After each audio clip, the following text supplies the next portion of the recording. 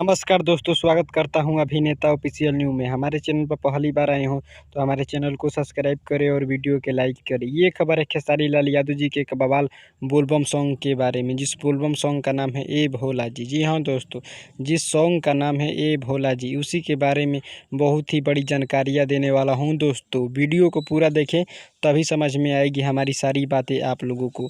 इस गाने को लिखे हैं यादव मुकेश और इस गाने को म्यूजिक दिए हैं आर्या शर्मा और इस गाने को गाए हैं खेसारी लाल यादव जी। जी हाँ दोस्तों, खेसारी लाल यादव जी ने इस गाने को अपने मधुर आवाज़ में गाया है और इस गाने को रिलीज किया जाएगा खेसारी म्यूजिक यूट्यूब चैनल पर कल सुबह 6:45 पर, जो कि खेसारी लाल यादव जी ने अपने फेसबुक से पोस्ट करके जानकारियाँ दिया था। जी हाँ दोस्तों, खेसारी लाल यादव जी ने अपने फेसबुक से पोस्ट करके ये जानकारियाँ दिया था।